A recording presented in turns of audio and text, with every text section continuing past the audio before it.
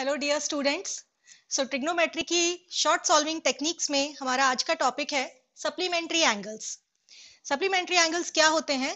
अगर कोई भी दो एंगल्स का सम पाई आ जाए तो वो दो एंगल सप्लीमेंट्री कहलाते हैं। मतलब अगर ए और बी ऐसे दो एंगल्स हैं जिनका सम पाई या 180 डिग्री है तो हम ए और बी को सप्लीमेंट्री एंगल्स कहते हैं। हम ये भी कह सकते हैं A is supplementary angle of B and B is supplementary angle of A. मतलब कि ये कि अगर कोई एक एंगल थीटा है तो थीटा का सप्लीमेंट्री एंगल क्या होगा? थीटा का सप्लीमेंट्री एंगल होगा पाई माइनस थीटा, क्योंकि इन दोनों एंगल्स का एडिशन पाई आ रहा है। अब हम ये देखते हैं कि सप्लीमेंट्री एंगल यानी कि पाई माइनस थीटा और थीटा, इनके ट्रिग्नोमेट्रिक रेशियोज में आपस में क्या कनेक्शन होता है। मतलब कि साइन पाई माइनस थीटा और साइन थीटा में क्या कनेक्शन है, टेन पाई माइनस थीटा और टेन थीटा में क्या कनेक्शन है। इसी तरीके से जितने भी ट्रिग्नोमेट्रिक रेशियोज हैं उनके सप्लीमेंट्री एंगल्स में क्या कनेक्शन है ये देखेंगे। तो उसके लिए हम बात करेंगे उनकी डेफिनेशन से, और डेफिनेशन के लिए हमें बनाना पड़ेगा एक सर्कल। तो यहां मैंने बनाया है एक सर्कल क्वाड्रेंट प्लेन में, यानी कि ये मैंने एक्स एक्सिस और ये वाई एक्सिस और यहाँ ओरिजिन ये प्लेन लिया है, और यहां मैंने आर रेडियस का एक सर्कल बनाया। ठीक है, और यहां मैंने ये तो आप जानते ही है कि किसी भी एंगल का इनिशियल साइड इस जगह पे फिक्स्ड है और एंगल जितना भी है वो डिसाइड होगा उसके टर्मिनल साइड से। तो मैंने एक रैंडम एंगल थीटा लिया और थीटा मैंने यहां बनाया, यानी कि थीटा की टर्मिनल साइड है ओपी और पी के कोऑर्डिनेट्स हैं एक्स कॉमा वाई। अब मेरे को ड्रॉ करना है पाई माइनस थीटा।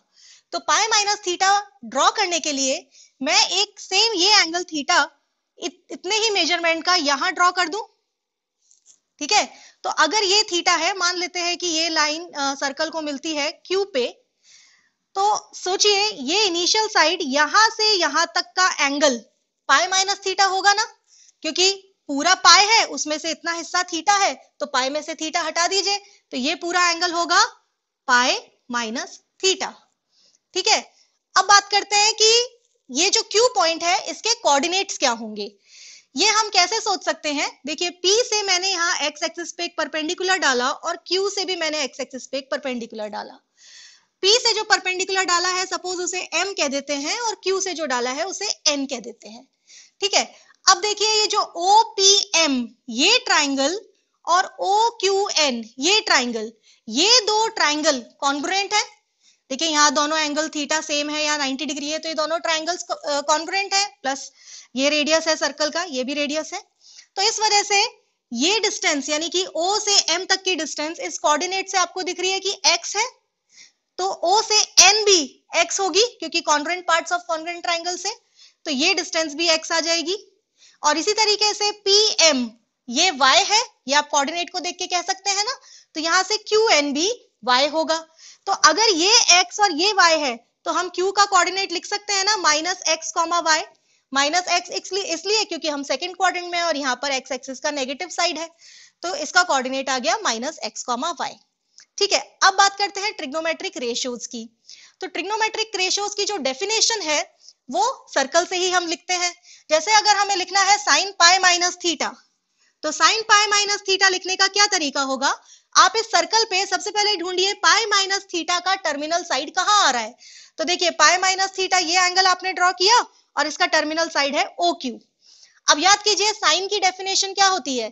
साइन की डेफिनेशन होती है ऑर्डिनेट अपॉन रेडियस। तो पाई माइनस थीटा ढूंढा, टर्मिनल साइड का ऑर्डिनेट देखा, वो है y अपॉन रेडियस। अब बात करते हैं थीटा के साइन की, क्योंकि जब हम पाई माइनस थीटा का साइन लिख चुके और अब थीटा का साइन लिखेंगे तो हमें दिख जाएगा कि इन दोनों में क्या कनेक्शन है। तो थीटा ढूंढिए इस सर्कल पे कहाँ है? थीटा है यहाँ। इसका टर्मिनल साइड कौन सा है थीटा का? OP। तो अब OP का ऑर्डिनेट है y, और फिर मैं बोलती हूँ साइन थीटा की डेफिनेशन होती है ऑर्डिनेट अपॉन रेडियस। तो साइन थीटा यहां से आ जाएगा y अपॉन r। तो यहां से हमने क्या देखा कि साइन पाई माइनस थीटा भी y अपॉन r है और साइन थीटा भी y अपॉन r है। तो यहां से हम इन दोनों को मिला के ये बात कह सकते हैं ना कि sine pi minus theta is equal to sine theta. इससे हमें क्या पता चला कि थीटा और पाई माइनस थीटा तो सप्लीमेंट्री एंगल्स थे, इसका मतलब सप्लीमेंट्री एंगल्स के साइन की वैल्यू सेम होती है।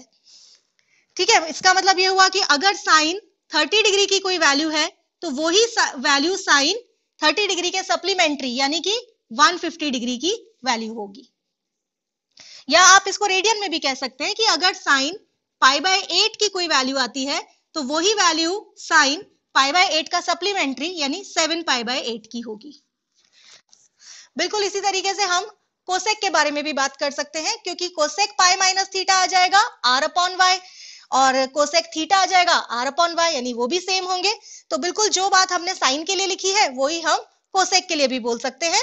तो sign pi minus theta sine theta के बराबर होता है, बिल्कुल उसी तरीके से उसका रेसिप्रोकल यानी कोसेक पाई माइनस थीटा भी कोसेक थीटा के बराबर होगा। तो हम ये भी लिख सकते हैं कि cosec pi minus theta is equal to cosec theta. ठीक है, तो हमने देखा साइन और कोसेक सप्लीमेंट्री एंगल्स के केस में साइन और कोसेक की वैल्यूज सेम आती हैं, यानी कि साइन पाई माइनस थीटा की वैल्यू साइन थीटा के बराबर और कोसेक पाई माइनस थीटा की वैल्यू कोसेक थीटा के बराबर। अब बात करते हैं बाकी 4 ट्रिग्नोमेट्रिक रेशियोज की, यानी कॉस, सेक, टेन और कॉट। तो देखिए ये जो बचे हुए 4 ट्रिग्नोमेट्रिक रेशियोज हैं, इन सब की अगर हम डेफिनेशन याद करें तो इन सब में इन्वॉल्वमेंट होता है एब्सिसा का।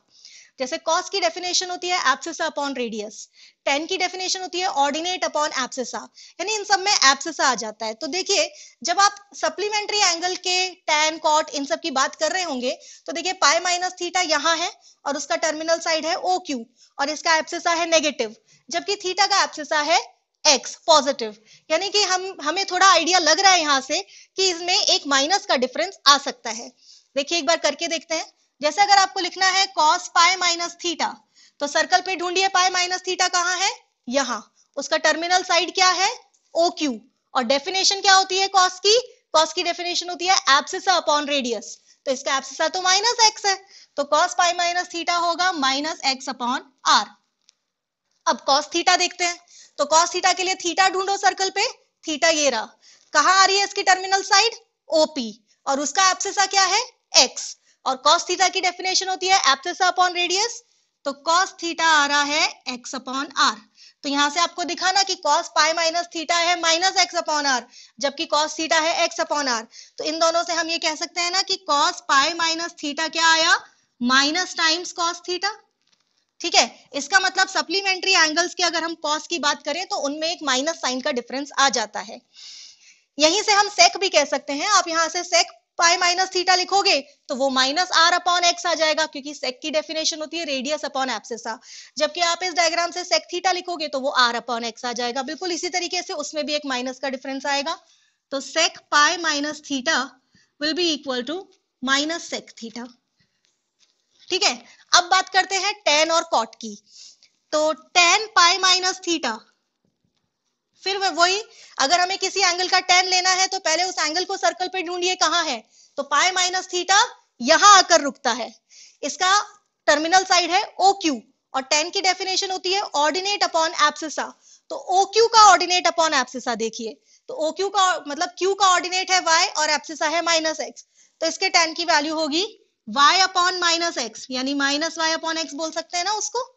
और अब हम टेन थीटा देखते हैं क्या है, टेन थीटा के लिए थीटा ढूंढो कहां पर है, थीटा तो यहाँ है, टर्मिनल साइड है OP, तो यहां से ऑर्डिनेट अपॉन एब्सिसा आ रहा है y अपॉन x, तो टेन थीटा है y अपॉन x। तो फिर आपने देखा कि नेगेटिव का डिफरेंस आ रहा है, तो यहां से इन दोनों को मिलाकर हम कह सकते हैं ना कि tan pi minus theta is equal to minus times tan theta, यानी कि सप्लीमेंट्री एंगल्स में टेन की वैल्यूज में भी एक माइनस का डिफरेंस आ जाता है। और यहीं से हम कॉट के लिए भी कह सकते हैं, आप चाहो तो उसे सर्कल से भी देख सकते हो, नहीं तो हम यहां से भी कह सकते हैं कि अगर हम कॉट पाई माइनस थीटा की बात करें तो कॉट पाई माइनस थीटा होगा एब्सिसा अपॉन ऑर्डिनेट, तो वो आ जाएगा माइनस x अपॉन y, जबकि कॉट थीटा आ जाएगा x अपॉन y, यानी फिर एक माइनस का डिफरेंस आ जाएगा, तो कॉट पाई माइनस थीटा भी माइनस कॉट थीटा होगा। ठीक है, तो ये 6 ट्रिग्नोमेट्रिक रेशियोज हमने देखा। तो फाइनली हमने क्या देखा कि जो साइन और कोसेक है, इन दोनों केसेस में सप्लीमेंट्री एंगल्स के साइन की वैल्यूज आपस में सेम होती हैं और कोसेक की वैल्यूज आपस में सेम होती हैं। लेकिन जो बचे हुए चारों ट्रिग्नोमेट्रिक रेशियोज हैं, जैसे कि कॉस, सेक, टेन, कॉट, इन सब में एक माइनस का फर्क आ जाता है। ठीक है, अभी तक हमने जो भी पढ़ा उसको एक बार मैं पूरा कंक्लूड करती हूँ। तो अगर A और B सप्लीमेंट्री एंगल्स हैं, अगर A और B सप्लीमेंट्री एंगल्स हैं, तो क्या क्या बातें हमने देखी कि इनके साइन की वैल्यू सेम होगी, यानी sine A equals to sine B, और कोसेक की वैल्यू भी सेम होगी, cosec A equals to cosec B. ठीक है, फॉर एग्जाम्पल जो वैल्यू साइन 15 डिग्री की होगी वही वैल्यू साइन मतलब 165 डिग्री की वैल्यू होगी। इसी तरीके से कोसेक में भी वही चीज होगी, जो वैल्यू कोसेक 70 डिग्री की होगी वही वैल्यू कोसेक 110 डिग्री की होगी। जबकि जो बाकी चारों ट्रिग्नोमेट्रिक रेशियोज हैं, जैसे कि कॉस, तो कॉस के केस में कॉस ए और कॉस बी में एक माइनस साइन का फर्क है, यानी कि cos A is equal to minus cos B. तो आप इस बात को ये भी कह सकते हो कि कॉस ए और कॉस बी का सम 0 होगा। इसी तरीके से सेक में भी माइनस का फर्क था, तो सेक ए और सेक बी का सम 0 होगा। ए और बी सप्लीमेंट्री एंगल्स हैं, तो ये बातें हो रही है। इसी तरीके से टैन में भी माइनस का फर्क था, तो टैन ए और टैन बी का सम भी 0 होगा, और कॉट ए और कॉट बी का सम भी 0 होगा। ठीक है, तो ये ध्यान रखिए कि अगर दो एंगल सप्लीमेंट्री हैं तो ट्रिग्नोमेट्रिक रेशियोज में क्या कनेक्शन होता है। अगर जैसे लिखा है कॉट π/6 और उसमें ऐड किया हुआ है कॉट 5π/6, तो देखिए π/6 और 5π/6 का एडिशन आ जाता है पाई, यानी ये सप्लीमेंट्री एंगल्स हैं, और सप्लीमेंट्री एंगल्स के कॉट के एडिशन की वैल्यू होती है 0, यानी कि इस पूरे एक्सप्रेशन की वैल्यू होगी 0। समझ आया? तो ये जो कॉन्सेप्ट है सप्लीमेंट्री एंगल्स का, इन पे बेस्ड हम कुछ क्वेश्चंस देखते हैं, जिससे कि आपको पता चलेगा कि इसको यूज करके क्वेश्चंस हम कितनी जल्दी कर पाते हैं। तो आइए स्टार्ट करते हैं। देखिए ये मैंने अभी आपके सामने कुछ क्वेश्चंस लिखे हैं, और अब इनको कैसे सॉल्व करेंगे समझते हैं। पहला क्वेश्चन है कि आपको वैल्यू निकालनी है sine 43 degree minus sine 137 degree की। स्टूडेंट साइन 43 डिग्री की क्या वैल्यू होती है ये तो हमें नहीं पता। सिमिलरली साइन 137 डिग्री की क्या वैल्यू होती है ये भी नहीं पता, लेकिन हम ये तो देख पा रहे हैं ना कि 43 डिग्री और 137 डिग्री को अगर हम आपस में ऐड करें तो इनका सम 180 डिग्री आता है। मतलब ये दोनों एंगल्स सप्लीमेंट्री एंगल्स हैं, और सप्लीमेंट्री एंगल्स के साइन की वैल्यू सेम होती है। इसका मतलब जो वैल्यू साइन 43 डिग्री की आएगी वही वैल्यू साइन 137 डिग्री की आएगी। तो इन दोनों की वैल्यू अगर सेम है तो इनको आप सब्ट्रैक्ट करोगे तो आंसर आ जाएगा 0। तो जस्ट आपको कॉन्सेप्ट पता है तो आप सीधे इसका आंसर लिख सकते हैं। इसी तरीके से देखिए नेक्स्ट क्वेश्चन है cos 111 degree upon cos 69 degree. फिर से वही बात है, cos 111 डिग्री की वैल्यू तो हम नहीं जानते, cos 69 डिग्री की वैल्यू भी नहीं जानते, लेकिन हम इन एंगल्स में आपस में एक कनेक्शन देख पा रहे हैं कि 111 डिग्री और 69 डिग्री को अगर हम ऐड करें तो ये बन जाता है 180 डिग्री। मतलब फिर से ये सप्लीमेंट्री एंगल्स हैं, और सप्लीमेंट्री एंगल्स के केस में कॉस में हमने क्या देखा था कि इनकी वैल्यूज में एक माइनस का फर्क आ रहा था। मतलब कॉस पाई माइनस थीटा की वैल्यू अगर अल्फा है तो कॉस थीटा की वैल्यू माइनस अल्फा आ रही है। तो इसका मतलब इसकी वैल्यू अगर अल्फा है तो इसकी वैल्यू माइनस अल्फा है, तो अल्फा अपॉन माइनस अल्फा होगा तो कैंसिल होकर आंसर आ जाएगा -1। तो इसलिए इसका आंसर हो गया -1। सिमिलरली अगला क्वेश्चन देखिए, tan 54 degree plus tan 126 degree. फिर से ये ऐसे एंगल्स हैं जिनके tan की वैल्यूज हमें नहीं पता, लेकिन एंगल्स को आप आपस में ऐड करके देखो तो उनका सम आ रहा है 180 डिग्री। तो लेकिन इसका मतलब ये सप्लीमेंट्री एंगल्स हैं, लेकिन बात हो रही है tan की, तो सप्लीमेंट्री एंगल्स में tan में एक माइनस का फर्क आता है। और हमने ये भी देखा था कि अगर a और b सप्लीमेंट्री एंगल्स होते हैं तो tan a plus tan b आ जाता है 0। वही बात यहाँ हो रही है, तो हम कह सकते हैं ना tan a plus tan b 0 है। क्यों? क्योंकि a और b का सम पाई या 180 डिग्री आ रहा है। इसके बाद जो मैंने कुछ क्वेश्चंस लिखे हैं वो सीरीज के फॉर्म में है, जिसमें नंबर ऑफ टर्म्स थोड़ी ज्यादा है। तो यहां से स्टार्ट करते हैं। tan π/7 plus tan 2π/7 plus tan 3π/7 up to ये जा रहा है tan 6π/7। अब ये सब एंगल्स ऐसे हैं जिनके tan की वैल्यूज हमें नहीं पता, तो यहाँ हम क्या करेंगे, इन एंगल्स में आपस में देखेंगे क्या कुछ कनेक्शन बैठता है। तो देखिए फर्स्ट एंगल है π/7 और लास्ट एंगल है 6π/7। अब आप π/7 और 6π/7 को ऐड करके देखिए क्या आ रहा है, पाई। इसका मतलब फर्स्ट और लास्ट टर्म्स में लिखे हुए एंगल्स आपस में सप्लीमेंट्री हैं, और सप्लीमेंट्री एंगल्स के tan की वैल्यूज एक दूसरे की नेगेटिव होती हैं, या यूं भी कह सकते हैं इसका और इसका सम 0 होगा, क्योंकि tan a plus tan b 0 होता है अगर a और b सप्लीमेंट्री होते हैं। तो यहाँ से हम देख सकते हैं कि अगर हम tan π/7 और tan 6π/7 को ऐड कर दें तो 0 आ जाएगा। इसी तरीके से tan 2π/7 और इससे पहले वाला tan 5π/7 वो भी सप्लीमेंट्री हैं, 2 और 5 को ऐड करो तो 2π/7 प्लस 5π/7 इज पाई, तो वो दोनों का सम भी 0 आ जाएगा। और इसी तरीके से 3π/7 और 4π/7 आपस में ऐड होकर 0, यानी फर्स्ट और लास्ट का एडिशन 0, सेकंड और सेकंड लास्ट टर्म का एडिशन 0, थर्ड और थर्ड लास्ट का एडिशन 0, यानी ओवरऑल पूरे सीरीज की वैल्यू आ गई 0। क्लियर? नेक्स्ट क्वेश्चन देखिए, नेक्स्ट है आपको वैल्यू निकालनी है cot pi by 14 plus cot 2 pi by 14 plus cot 3 pi by 14 up to cot 13 pi by 14।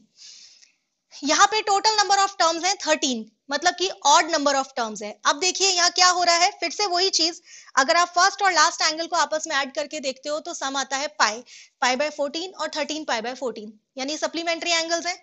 इसी तरीके से आप सेकंड और सेकंड लास्ट एंगल को ऐड करके देखिए, 2 पाई बाय 14 और इससे पहले कौन सा एंगल आ रहा होगा, 12 पाई बाय 14, तो 2 और 12 इनका एडिशन आ गया 14, तो 14 पाई बाय 14 मींस पाई। तो हाँ, ये एक सिमेट्री बैठ रही है कि फर्स्ट और लास्ट वाले एंगल्स जो टर्म्स के जो एंगल है वो सप्लीमेंट्री हैं, second last supplementary, third last supplementary. तो हम ये कह सकते हैं ना, cot A plus cot B में अगर A और B का सम पाई आ रहा है तो cot A plus cot B 0 हो जाएगा, यानी फर्स्ट और लास्ट का एडिशन 0, सेकंड और सेकंड लास्ट का एडिशन 0। इसी तरीके से ये सिमेट्री चलती जाएगी। बट हमने यहाँ देखा कि यहाँ टोटल नंबर ऑफ टर्म्स 13 है, क्योंकि देखिए ना 1 2 3 4 काउंटिंग बहुत क्लियरली दिख रही है कि ये 13 टर्म्स है। अब 13 टर्म्स में अगर आप क्लबिंग कर रहे हो, फर्स्ट को लास्ट से ऐड करके 0 बोल रहे हो, सेकंड को सेकंड लास्ट से ऐड करके 0 बोल रहे हो, तो ऐसे करते करते बीचों बीच में एक टर्म बच जाएगी, क्योंकि ऑड नंबर ऑफ टर्म्स है तो पेयरिंग में एक नंबर तो बचेगा जिसकी पेयरिंग नहीं होगी। वो बीचों बीच टर्म कौन सी होगी, आप सोच के देखिए, 1 से 13 जाएंगे तो हमारे बीच में सेंटर में जो टर्म आएगी वो होगी 7 पाई बाय 14। ये हम इसलिए कह सकते हैं क्योंकि 7 पाई बाय 14 से पहले वाला एंगल होगा 6 पाई बाय 14, जबकि 7 पाई बाय 14 के बाद वाला एंगल होगा 8 पाई बाय 14। तो 6 पाई बाय 14 और 8 पाई बाय 14 जब आपस में ऐड करोगे तो पाई आ रहा है, यानी वहां तक पेयरिंग चलेगी। 6 पाई बाय 14 वाला टर्म 8 पाई बाय 14 वाले टर्म के साथ ऐड होकर 0 हो जाएगा, यानी कि फर्स्ट लास्ट के साथ 0, सेकंड लास्ट के साथ 0, बस बीचों बीच में आपको एक टर्म मिलेगी, वो होगी cot 7 पाई बाय 14, जिसकी किसी के साथ भी पेयरिंग नहीं हो पाई, वो किसी के साथ भी ऐड नहीं हो पाया। तो बस ये पूरी सीरीज में ये टर्म बची रह गई, बाकी सब 0 हो गए। अब इसकी वैल्यू देखिए क्या होगी, 7 पाई बाय 14 का मतलब तो पाई बाय 2 हो गया, और cot पाई बाय 2 की वैल्यू होती है 0, यानी कि इस पूरी सीरीज की वैल्यू भी आ गई 0। ठीक है, और अब देखिए ये लास्ट क्वेश्चन कैसे करेंगे, cos 1 degree plus cos 2 degree plus cos 3 degree से लेकर के cos 180 डिग्री। तो यहाँ cos 180 डिग्री की वैल्यू तो हमें पहले से ही पता होती है, cos 180 डिग्री की वैल्यू होती है -1, लेकिन इससे पहले जो टर्म है वो है cos 179 डिग्री। तो 179 डिग्री और 1 डिग्री सप्लीमेंट्री है, 179 से पहले जो टर्म होगी वो होगी 178, तो वो 178 और 2 ये मिलकर के सप्लीमेंट्री है। तो मैं इस क्वेश्चन को एक बार रीफ्रेम करके ऐसे लिख सकती हूँ, cos 1 degree plus cos 2 degree plus cos 3 degree up to cos 178 degree plus cos 179 degree plus जो लास्ट में cos 180 डिग्री है उसको मैंने -1 लिख दिया। अब आप देख पा रहे हो कि फर्स्ट टर्म और लास्ट टर्म ये एंगल सप्लीमेंट्री एंगल्स हैं और इनके cos लिखे हुए हैं। और अभी हमने देखा कि अगर A और B सप्लीमेंट्री एंगल्स हैं तो cos A और cos B का सम 0 आता है, इसका मतलब फर्स्ट और लास्ट का सम 0 है। इसी तरीके से 2 और 178 सप्लीमेंट्री है तो इन दोनों का सम भी 0 है, तो फिर वही पेयर वाइज क्लबिंग होने लग गई, इनका सम 0, सेकंड लास्ट का सम 0, थर्ड लास्ट का सम 0। अब देखना यह है कि क्या सबकी क्लबिंग हो जाएगी या फिर बीच में कोई टर्म बचेगी। तो देखिए हम कर रहे हैं 1 से 179 तक जा रहे हैं, तो टोटल नंबर ऑफ टर्म्स यहाँ है 179 टर्म्स, और 179 होता है एक ऑड नंबर है तो बीचों बीच एक टर्म बचेगी। तो 1 से 179 के बीच में कौन सा नंबर बचेगा, आप चाहो तो इसके लिए 1 और 179 का एवरेज निकाल लो, मीन निकाल लो, तो वो आता है 90। और हम इसको ऐसे भी क्लियर कर सकते हैं कि 90 से पहले वाला एंगल होगा 89 और 90 के बाद वाला एंगल होगा 91। तो 89 और 91 आपस में सप्लीमेंट्री है, तो वहां तक क्लबिंग हो जाएगी और बीचों बीच बचेगा कौन सा टर्म, cos 90 डिग्री। तो इसके बीच में बाकी सब कैंसिल हो जाएगा, cos 90 डिग्री बचेगा और लास्ट में एक -1 है। cos 90 डिग्री की वैल्यू तो वैसे भी 0 होती है, तो आंसर आ गया, इस पूरे एक्सप्रेशन का आंसर आ गया -1। तो आप लोगों को समझ आया कि सप्लीमेंट्री एंगल्स का कॉन्सेप्ट यूज करके कितनी जल्दी हम इन क्वेश्चंस को कर पा रहे हैं। अगर आपको लेक्चर में कोई भी डाउट है तो आप नीचे कमेंट सेक्शन में पूछ सकते हैं, या कोई ऐसा टॉपिक है जो आप चाहते हैं कि मैं जिस पे वीडियो बनाऊं तो वो भी आप अपने नीचे कमेंट सेक्शन में मुझे बता सकते हैं। मिलते हैं नेक्स्ट वीडियो में, तब तक के लिए बाय बाय।